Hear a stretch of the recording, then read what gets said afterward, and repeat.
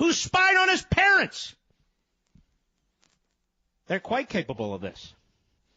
And you bastards in the media sit on your fat asses attacking people like me who have the guts to point it out, in spite of you.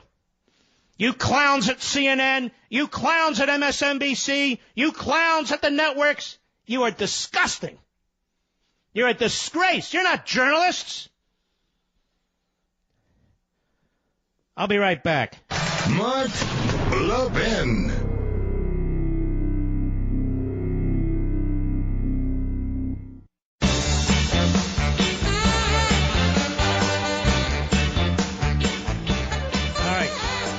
A spirited hour, but necessary. Don't confuse passion with ranting. This is passion. Passion for my country and passion for justice. We're facing a serious crisis in American education. Students aren't being taught the fundamentals of our American heritage, what my friends at Hillsdale College call civics education. The result? More and more young Americans are rejecting America's founding principles. A recent survey starkly highlights this fact. For the first time, more millennials would prefer to live in a socialist country than a capitalist one. So what can we do? Hillsdale College believes the answer starts with a proper civics education. Hillsdale is educating America with free online courses, imprimis, charter schools, and more. Now they're taking the unprecedented step of sending a copy of the Constitution and Declaration of Independence to every public school principal in America, along with an offer to provide them to students. Hillsdale does all this because they believe that educating the next generation's vital to preserving liberty and because they love America. Learn how you can help in this historic effort and how you can get your own copy of Hillsdale's Pocket Constitution to give or to keep or give away by visiting levinforhillsdale.com. That's Levin for Hillsdale.com for your free Pocket Constitution to keep or to share. There's some big announcement South Korea is making at the top of the hour. We will be here as soon as we return after the top of the hour. We will play it for you and we will analyze it. Here's what I suspect. I suspect they're going to announce talks with North Korea. And ladies and gentlemen, I hope you watched Levin TV. I hope you watched Levin TV last night. And you saw, since '85, all the way to today, what's happened with discussions with North Korea.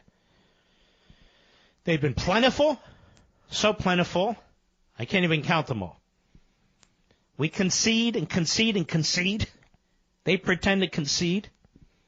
The idea that we're discussing denuclearization with North Korea is really pathetic because North Korea had already agreed not to build nukes in exchange for us removing 100 nuclear warheads from South Korea. So if this great big announcement is that one more time America's going to be fooled, one more time South Korea will be fooled, it's not a good announcement. It's a bad announcement. This isn't diplomacy. There's no point to this. I hope you saw the Winston Churchill movie, The Darkest Hour. By far the best movie of the year, in my opinion. The Oscars gave the main actor the Oscar in that movie, Gary Oldman. But even if they hadn't, he would have deserved it. But the point is, Churchill was pressured over and over and over again. Find a way to make concessions for Hitler. America hadn't entered the war. It looked very bleak for Britain. 300,000 of their troops had been surrounded. And you know the story. And he said no, he's not going to do it. And the government almost crumbled. They almost went after him as prime minister. But he was backed by the king, who agreed with him, among others. Now is not the time to capitulate to North Korea. Now is the time to tighten the noose. Just as there was no time to capitulate to Iran but to tighten the noose, but Obama did more than capitulate. He actually started to fund their nuclear program, the conventional weapons program, their acts of terrorism, and their economy by agreeing with the other appeasers and worse in Europe, and of course the Russians, the Chinese, not only to give the Iranians $150 billion that had been frozen, but to conduct commerce with them. One of the bleakest times in modern history. Quickly, let's go to Jay, San Francisco on the Mark Levin app. Go. Hi, good evening, Mark. How are you? Okay, thank you.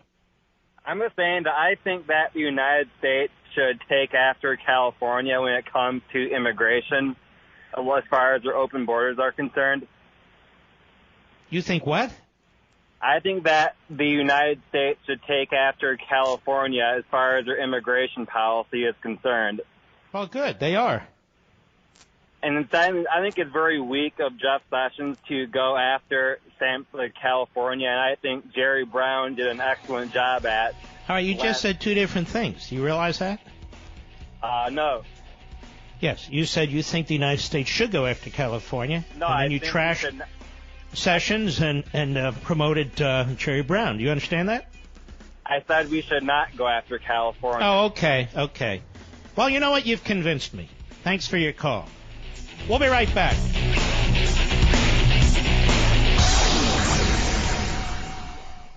You bring your phone everywhere. Work, school, the movies. Now you can bring it to an Xfinity store for an easy way to switch to Xfinity Mobile, a new kind of network designed to save you money. You can get up to 5 lines of talk and text included with Xfinity Internet at no extra cost, so all you pay for is data. It's never been easier to switch to Xfinity Mobile and keep the phone you love. Click here to see how. Sorry, I gotta take this. Restrictions apply. Limited to select mobile phones. Requires activation of a new line of Xfinity Mobile. Up to 5 devices per account. New Xfinity Internet customers limited to up to 2 lines pending activation of Internet service. He's here. Now, broadcasting from the underground command post, deep in the bowels of a hidden bunker, somewhere under the brick and steel of a nondescript building, we've once again made contact with our leader, Mark Levin. Hello, everybody. Mark Levin here. Our number, 877-381-3811, 877-381-3811. So far, the South Korean major announcement is pending. As soon as they come to the microphones, we will cut away immediately to hear what they have to say. Immediately. Well, one of the difficult things, honestly, to hear about, since I don't have time to actually hear live, is the extent to which people who previously were proud capitalists, previously argued for the market system, previously understood that individual liberty goes hand in hand with the freest markets possible. They've apparently decided that Bernie Sanders and Herbert Hoover were right when it comes to tariffs. Now, tariffs and taxes have something in common. They both begin with T. Their second letter is both an A. Tariffs, taxes. Tariffs are taxes. They're taxes on the American people. They're taxes on American workers. They're taxes on union members, non-union members. They're taxes on blue-collar workers, white-collar workers. They're taxes on small business people and big business people. What they have in common is they are huge taxes on Americans. So let's not hear anymore how when it comes to the president in this respect, and when it comes to these conservatives on TV and radio, that they're standing up for the little guy, when they're taxing the crap out of the little guy.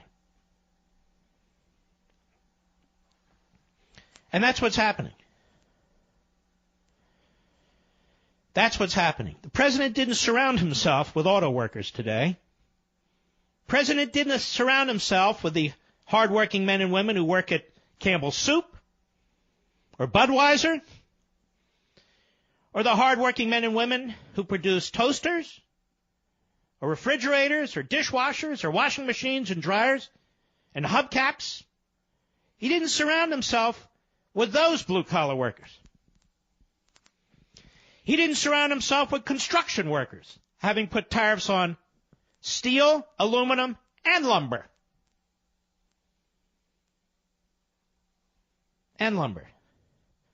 So the phony nationalist populists who are pushing socialism, who are pushing big centralized government, social engineering,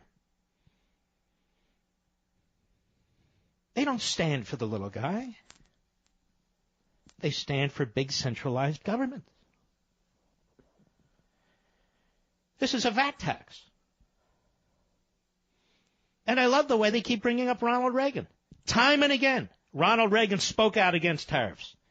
Time and again, he fought Democrats in Congress. He even vetoed one or two of their bills. Yes, he put tariffs in place when it came to Harley-Davidson, when it came to semiconductors, and maybe one or two other items. And this, the nationalist populists and the socialists find convincing evidence that Ronald Reagan, who had appointed Milton Friedman to head his Council of Economic Advisors, that Ronald Reagan, the greatest conservative to ever be president of the United States, that in fact, he was a protectionist. Did you know that? That he was a protectionist. The man whose idea became the NAFTA that's under attack. It was Reagan's idea. You know that the arguments on the other side are pathetically weak when they rewrite history like leftists. When they rewrite history like leftists. And that's what they're doing. They're abusing their audiences. They're abusing their readers with propaganda. Because when you don't have the facts, you don't have the arguments, you use propaganda. You rewrite history just like the left. And they're just like the left in this instance because that's exactly what the left is doing. Exactly what the left is doing. Let's try and go through this again as rational people.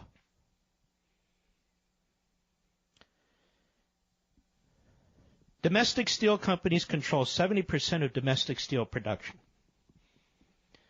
You can't point to another industry that has 70% control